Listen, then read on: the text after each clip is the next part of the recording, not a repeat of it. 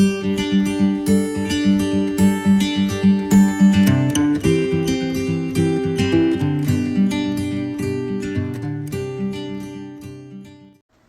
video and its content is copyright of Bachpan Diaries India from Bachpan Kid Clinic 2022. All rights reserved. Any redistribution or reproduction of part or all of the contents in any form is prohibited other than following. You may print or download permitted templates for your personal and non-commercial use only. You may not accept with our express written permission, distribute or commercially exploit the content, nor may you transmit it or store it in any other website or other form of electronic retrieval system. नमस्ते, मैं हूं doctor Curie, consultant paediatrician बचपन diaries से।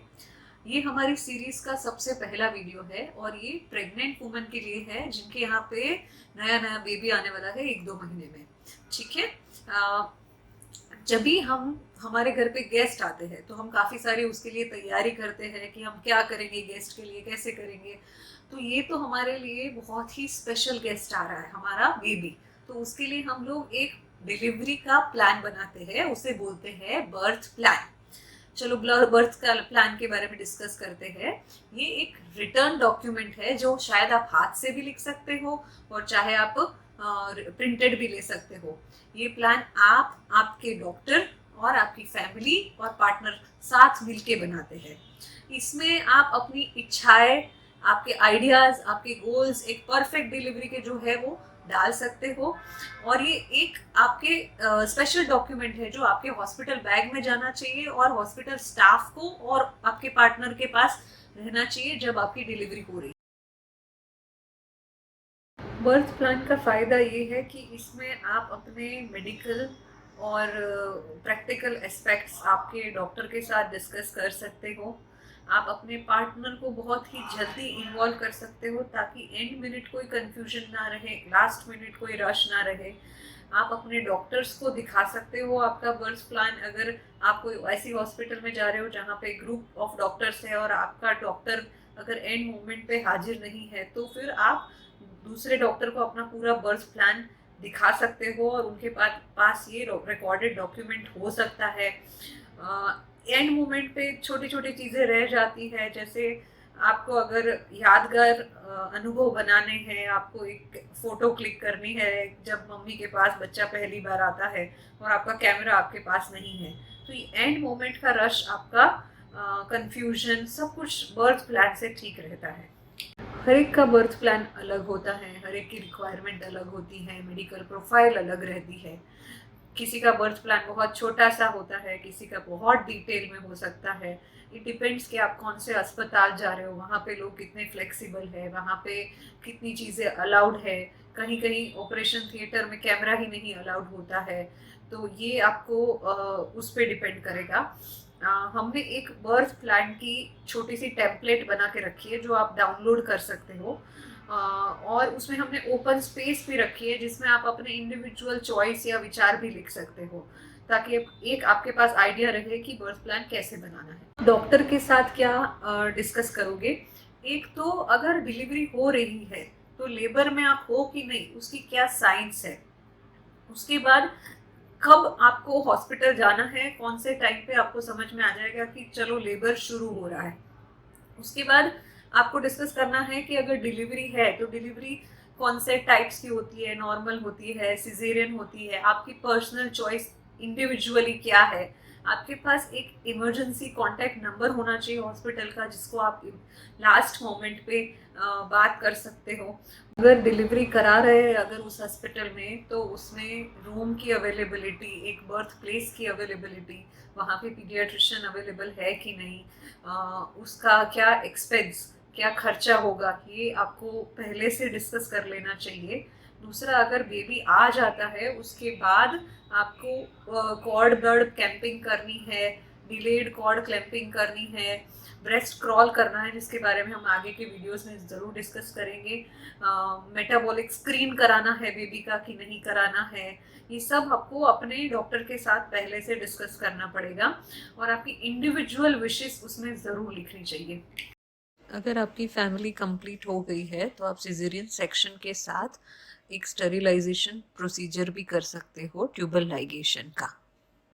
हर चीज़ आपके exact plan के according नहीं भी हो सकती है। जैसे डिलीवरी का ऑप्शन कि आपको नॉर्मल डिलीवरी करानी है कि आपको सी सेक्शन कराना है, तो इसमें मदर की मेडिकल प्रोफाइल कैसी है, बच्चे को कोई दिक्कत नहीं है, अंदर हार्ट बीट कैसी है, एंड मोमेंट पे ये डिसीजन डॉक्टर को ही लेने देना चाहिए, क्योंकि आपको एक हेल्दी बच्चा और हेल्दी माँ चाहिए। तो अल्टीमेट डिसीजन डॉक्टर ही लेगा, आप सिर्फ अपनी विशेस लिखेंगे। And everything can not work out according to you, मतलब हर चीज आपके हिसाब से लास्ट मोमेंट पे ना भी हो, आपके मेडिकल सिचुएशन के अकॉर्डिंग। क्या आपको डिलीवरी के वक्त जो पेन होने वाला है, दर्द होने वाला है, उसका डर है? तो रिलैक्स, सारी मम्मी को होता है, सब मम्मी को पेन का डर लगता है कि इतना दर्द होगा, और सब बहुत पहले से डरा के बेचते हैं कि delivery is very painful, and yes it is. But अब पेन मैनेजमेंट के बहुत सारे ऑप्शंस है जो आप प्री डिलीवरी डिस्कस कर सकते हो अपने ऑब्स्टेट्रिशियन के साथ। कुछ ऑप्शंस है जैसे एपिड्यूरल। एपिड्यूरल में मदर को लोअर बैक में इंजेक्शन देते हैं, और उसके बाद 15 मिनट के बाद मदर को पेन रिड्यूस हो जाता है, और ये एक ट्रेन्ड फिजिशियन एनेस्थेटिस्ट ही दे पाता है। तो इसके लिए आपको पहले से ऑब्स्टेट्रिशियन के साथ डिस्कस करना है। दूसरे कुछ मेथड्स है जैसे स्पाइनल ब्लॉक या कोई एनाल्जेसिक मेडिकेशंस। कभी कभी पार्टनर होता है साथ में, तो वो हाथ या पैर में मसाज भी कर सकता है, या फिर कोई डीप ब्रीदिंग टेक्नोलॉजी है। कुछ स्पेशल हॉस्पिटल्स में हिप्नोसिस और वाटर बेस्ड डिलीवरी भी होती है। डिलेड कॉर्ड क्लैंपिंग क्या है? पहले तो अम्बेलिकल कॉर्ड क्या है वो समझते हैं। अम्बेलिकल कॉर्ड वो कनेक्शन है जो एक प्लेसेंटा यानी कि मदर के ऑर्गन से बेबी के बेली बटन को कनेक्ट करता है, और जिससे बेबी को पूरा न्यूट्रिशन मिलता है। जब बेबी डिलीवर होता है तो सामान्य प्रैक्टिस के हिसाब से 15 से 20 सेकेंड में उसको क्लैंप करके काट दिया जाता है। अभी नई प्रैक्टिस जो है, जो WHO का रिकमेंडेशन है, वो ये है कि 1 से 3 मिनट तक के मतलब डिले करना है थोड़ा समय, और उसके बाद उसको काटना है। इसका बेनिफिट ये होगा कि बच्चे को हीमोग्लोबिन बहुत अच्छा मिलेगा, और ये first and best nutrition baby को मिलेगा, और ये बेस्ट प्रैक्टिस है। जब डिलेड कॉर्ड क्लैंपिंग कर रहे हो और आप 1 मिनट बच्चे को बाहर निकाले हो, तब आप डॉक्टर के साथ डिस्कस कर सकते हो कि तब तक मदर को बेबी दिया जाए, और स्किन टू स्किन कांटेक्ट जो है वो मदर के साथ उसका किया जाए। ये पूरा प्लान आपको डॉक्टर के साथ डिस्कस करना है। कुछ कंडीशंस ऐसी होगी जिसमें डॉक्टर आपको डिलेड कॉर्ड क्लैंपिंग अलाउ नहीं करेगा। कोई प्लेसेंटा की कंडीशन है, कोई बेबी सीरियस हुआ है, तब डिलेड कॉर्ड क्लैंपिंग पॉसिबल नहीं होगा, और आपको एंड डिसीजन ये डॉक्टर के पास ही रहने देना पड़ेगा। बट आप ये पहले से डिस्कस कर सकते हो कि मेरी इच्छा डिलेड कॉर्ड क्लैंपिंग करने की है। कॉर्ड ब्लड बैंकिंग और स्टेम सेल बैंकिंग, इसका मतलब ये है कि जो बेबी के स्टेम सेल्स होते हैं अम्बेलिकल कॉर्ड में, उसको आप स्टोर करके रखते हो फ्यूचर के लिए।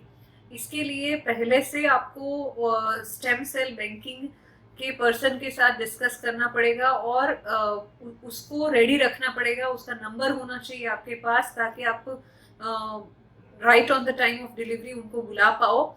दूसरा, जब कॉर्ड ब्लड बैंकिंग करते हैं तब डिलेड कॉर्ड क्लैंपिंग नहीं कर सकते, ऐसा मिथ है। ये दोनों साथ में हो सकता है। बस ध्यान ये रखना है कि जो डिलेड कॉर्ड क्लैंपिंग का 1 मिनट का टाइम है, तभी आपको स्टेम सेल बैंकिंग करना है, ना ही कि आपको उससे ज़्यादा समय। या तो आप ये डिस्कस कर सकते हो कि जैसे ही पल्सेशंस बंद होते हैं तब आप इमीडिएटली कर सकते हो।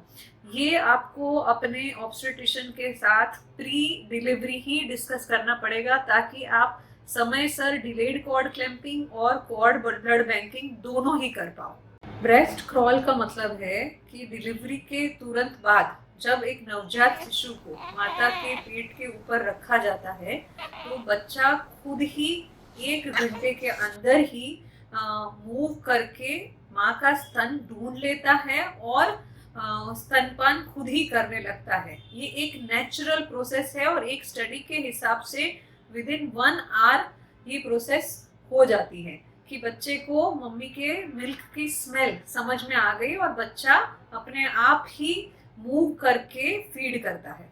बच्चों को डिलीवरी के तुरंत बाद स्किन टू स्किन कांटेक्ट कराना चाहिए। इसका अर्थ ये है कि माता की त्वचा से बेबी की त्वचा का डायरेक्ट कांटेक्ट होना चाहिए, और बच्चे को 0 सेपरेशन। इससे बच्चे को एक हूफ मिलती है, माँ का फील आता है। अगर माँ खुद नहीं कर पा रही है तो उसका पार्टनर या साथ में कोई भी हेल्पर है वो बच्चे को माँ के ऊपर रख सकता है। कभी कभी ऐसा होगा कि माँ को जनरल एनेस्थेशिया दिया है तब ये पॉसिबल नहीं हो सकता है, बट अगर माँ को स्पाइनल या मतलब माँ अगर अवेक है तो definitely skin to skin contact करना ही है। इसके फायदे बहुत सारे हैं। एक तो जो बच्चा है उसको अभी सेपरेट होने का एहसास ही नहीं होगा, उसे लगेगा कि वो एकदम माँ के पास ही है, तो इमीडिएटली उसके लिए भी बहुत अच्छी चीज़ है। स्किन टू स्किन कांटेक्ट का फायदा ये है कि बेबी को विजुअल मतलब वो माँ के फेस को देख सकता है, माँ को देख सकता है, ऑडिटरी मतलब मदर की वॉइस सुन सकता है, और ऑलफैक्टरी मतलब मदर के मिल्क की स्मेल कर सकता है और नेचुरली ही ब्रेस्ट फीड कर सकता है। बेबी को बर्थ के तुरंत बाद क्लीन नहीं करना है। जो ट्रेडिशनल वे है उसको WHO बिल्कुल मना करता है। अकॉर्डिंग टू WHO बेबी को जन्म के तुरंत बाद मदर के कांटेक्ट में रखना है और उनको सेपरेट नहीं करना है। बाथ क्यों नहीं कराना है या नहलाना क्यों नहीं है, तो एक कारण ये है कि अगर बच्चे को तुरंत आप नहलाने के लिए ले जाओगे तो ब्रेस्ट क्रॉल नहीं करवा पाओगे, जो बहुत ही हेल्पफुल है।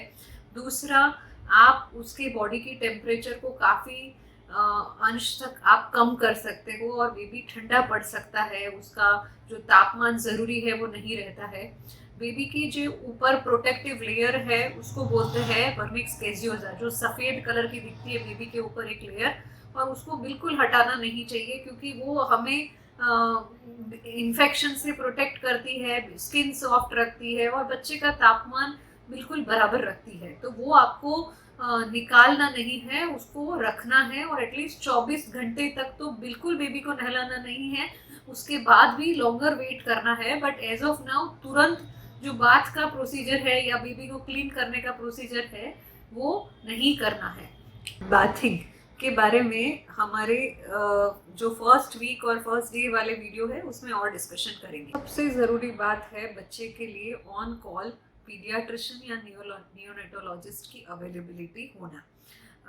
कुछ सेंटर्स में नियोनेटोलॉजिस्ट इन हाउस होते हैं, मतलब डॉक्टर तुरंत वहीं पे हॉस्पिटल में ही अवेलेबल है और नर्सरी भी है, नियोनेटल सेंटर भी है, NICU भी है।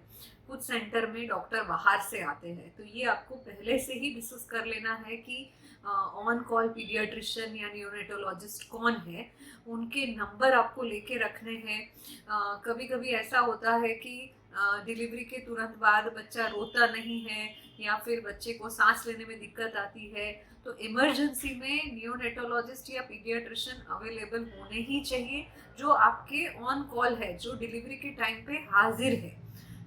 उसके बाद आपको उनका नंबर मिलने के बाद आप एक बार उनसे भी बात कर सकते हो, जो डॉक्टर पीडियाट्रिशियन या नियोनेटोलॉजिस्ट है उनके साथ भी आप डिस्कस कर सकते हो कि अगर बेबी को कुछ दिक्कत हुई तो कहाँ पे एडमिट करेंगे, क्या वहाँ पे NICU अवेलेबल है कि नहीं।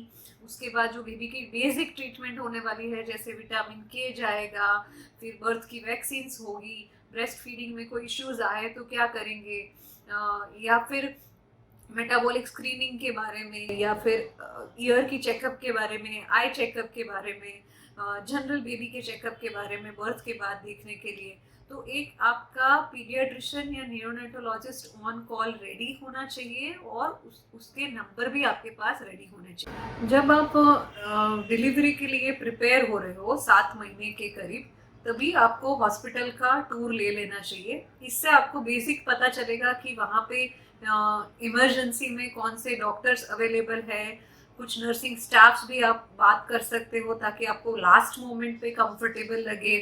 हॉस्पिटल में किस तरह के रूम अवेलेबल है, NICU अवेलेबल है कि नहीं, उसका चार्ज कितना है, अगर डॉक्टर अवेलेबल होते हैं इमरजेंसी में तब कितना चार्ज रहता है, डिलीवरी होने के बाद का जो रूम अवेलेबल होता है वो किस तरह का रहता है, ऑपरेशन थिएटर अवेलेबल रहता है कि नहीं है, ब्लड प्रोडक्ट मिल जाते हैं कि नहीं मिल जाते हैं, इमरजेंसी मेडिकेशंस नज़दीक में मिलते हैं कि नहीं मिलते हैं, कोई भी दवाई देनी है कि वो अवेलेबल नहीं हो तो वो अवेलेबल है कि नहीं है।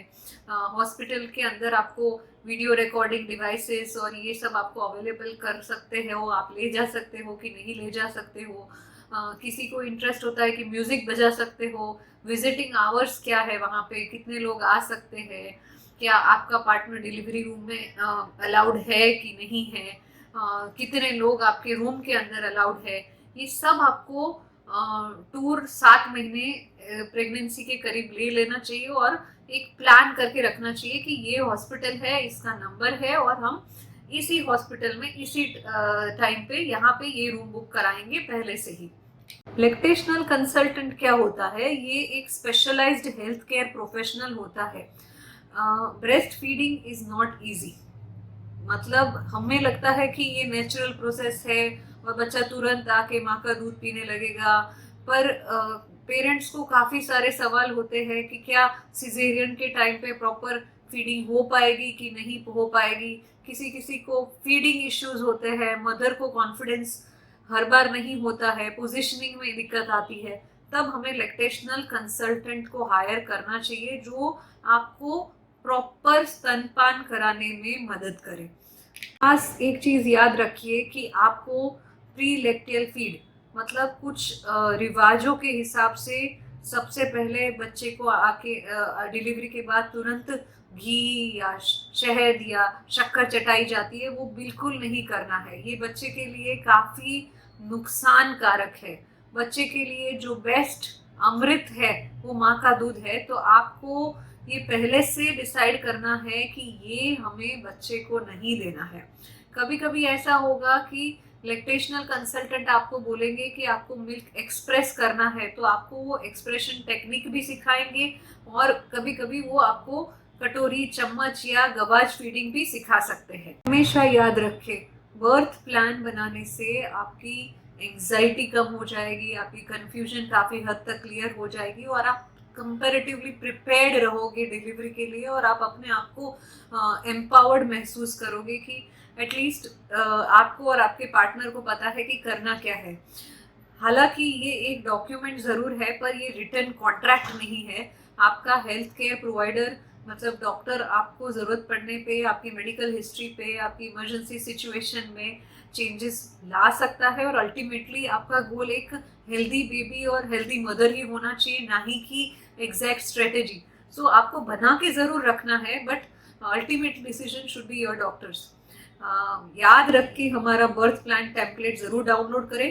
Thank you.